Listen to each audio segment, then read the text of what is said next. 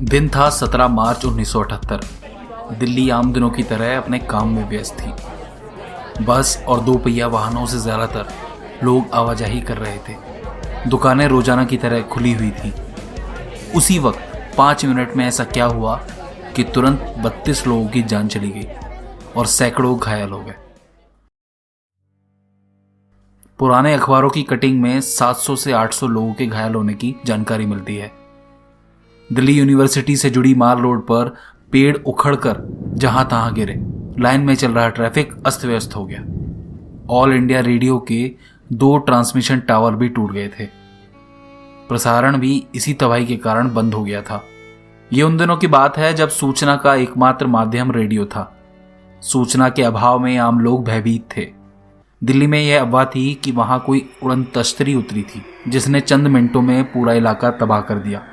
करीब 1.5 किलोमीटर लंबी यह सड़क पूरी तरह उजाड़ हो चुकी थी। सड़क किनारे लगे पेड़ उखड़ गए थे। 2 व्हीलर और तिपहिया सड़क के आसपास ऐसे पड़े थे जैसे उन्हें बुरी तरह हवा में उछालकर फेंका गया हो। जिस वक्त वहां तबाही आई उस वक्त सड़क पर गुजरने वाले यात्रियों से भरी बसें उलट गई थीं या उनकी दिशा बदल गई थी। सड़क किनारे एक कॉलेज की छत पर उड़कर पहुंचा एक तिपहिया तो लोगों के लिए खासा हैरानी करने वाला था और लोग समझ नहीं पा रहे थे कि आखिर यहां हुआ क्या है। उस वक्त इस नज़ारे को दूर से देखने वाले लोगों का कहना था कि इस हादसे से पहले मौसम एकदम साफ था। फिर अचानक जेट विमान की गरजने जैसी आवाज आई। उसके बाद सड़क पूरी तरह धूल के गुब्बार में बदल गई।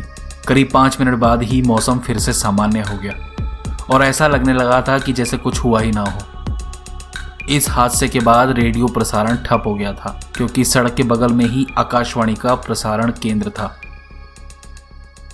अगले दिन लोगों को समाचार पत्रों के जरिए इस बात की सूचना मिली कि उस सड़क पर तो चक्रवात आया था।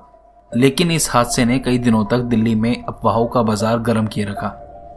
कहा जा रहा था कि यह चक्रवात माल रोड से उठा था और मॉरिस नगर के नाले में विलीन हो गया था। लोग हैरान थे कि अगर यह चक्रवात था तो उसने सिर्फ सड़क को ही निशाना क्यों बनाया, वह आसपास क्यों नहीं फैला।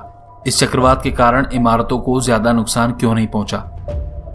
सबसे बड़ी अफवाह जिसने दिल्ली के लोगों को रोमांचित किए रखा वह थी असल में उस सड़क के बीचों बीच दूसरे ग्रह की कोई उड़न तश्तरी उतरी थी जिसने रिंग रोड के इस छोटे से हिस्से में ही तबाही मचाई। भयानक तेज आवाज में उतरने से पहले उसने रेडियो प्रसारण बंद कर दिया ताकि लोगों तक उसकी जानकारी ना पहुंच सके। अफवाह यह भी थी कि सरकार के वैज्ञानिक भी मान रहे हैं कि वहां उड़न तश्तरी ही उतरी थी, लेकिन उसे छिपाया जा रहा है ताकि लोगों को किसी प्रकार की दहशत से बचाया जा सके। आज़ादी के बाद यह अलग तरह का हादसा था जो दोबारा नहीं आया। इस खबर को लिखा है वरिष्ठ संवाददाता रामेश्वर दयाल ने और आप सुन रहे थे त्रिभुवन शर्मा को।